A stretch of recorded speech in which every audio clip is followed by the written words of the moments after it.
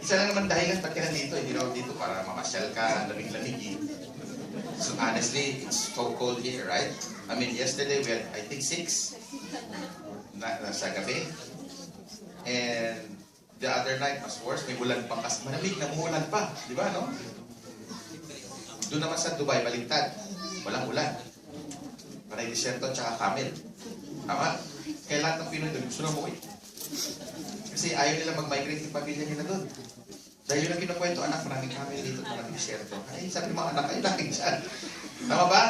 So, paspas sila mag-aim global doon. Binibilisan nila, lahat ng tao kinakausap nila. Bakit? Gusto nila kasi nila umuwi. Mas mahirap kaya yung mainit na mainit. We went in Dubai 2 months ago, and the temperature was 53. Paano ka lalabas? Lagas buhok ko dun. Grabe, no? Dito, baliktad. Mas malamig. Hindi ka rin makalabas. Di ba? Tama ba? O, gulo, no? You know what? In the Philippines, there are a lot of Koreans in Cebu and in Baguio and in even one of my commercial space, there are Koreans renting it. And I think they brought the family in the Philippines already. And as Hino said, really, it's relatively cheap there, especially the living expenses, everyday expenses, and that. So you better also migrate to Philippines. Someday, yeah. It's a good place to retire.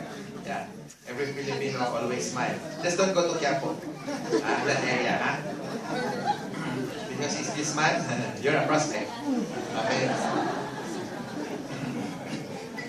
So, as I'm saying, guys, kahit saan kami mapunta, lalo na sa Africa, Cameroon, soon to open, Togo, soon to open.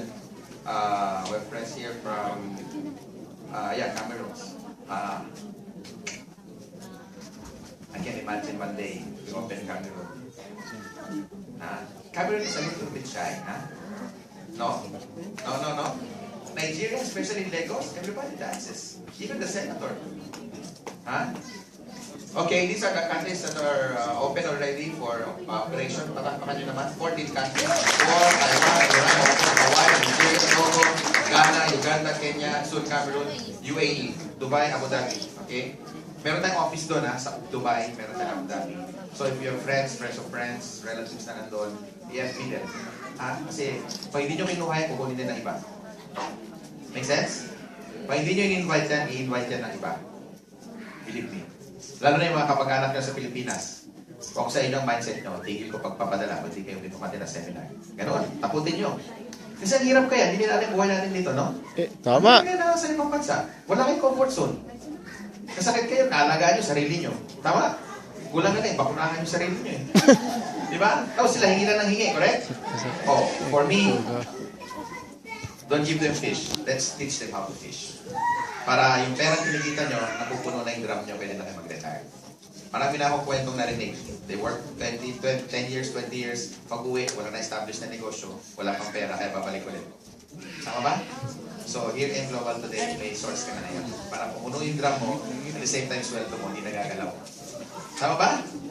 Make sense? Huwag kayong mag-alala, tuturuan namin kayo paano gawin yung negosyo. Hindi ito mahirap. Kaya lang mahirap kasi hindi mo linya eh. Dr. Ed, hindi niya linya to eh. Francis Miguel, engineer ako eh. Lalo hindi ko linya. Tama? Akala ko, eczema, tsaka review mo pareho. John Asbury, pagka-graduate niya, network marketing na. He never been employed. Bakit? Mas baliw sa amin yan, kaya namin sa excitement yan. Excitement niya hanggang sa intro. Mamaya marinig nyo. Okay, next. Tapos na? Okay, that's my job, no?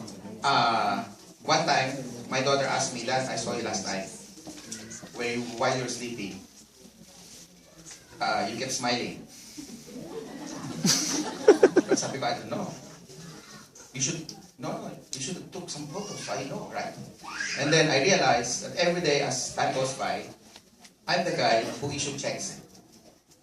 And every time that I issue millions and millions of checks for people that I don't know and I never met yet, maybe deep inside me, nakapag-release ako ng check na alam ko, one family, maybe somehow, somewhere, someone out there, may papakain sa pamilya niya, Merong pangarap na natutupad. Merong mga taong nagkakaroon ng bahay, nagkakaroon ng pag-asa, nagkakaroon ng pambayad ng matrikula. That's why me and the BOD are happy deep inside. Ladies and gentlemen. Kung hindi ako na masaya sa loob, automatic nakangiti ka. Tama ba?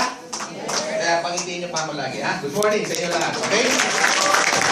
Palakpakan niyo naman si Sir Francis Miguel. Thank you very much, sir. I'm mabilis ang partner. Yes, Grabe, raffle muna tayo, okay? Raffle Puno tayo ng 10. Five winners.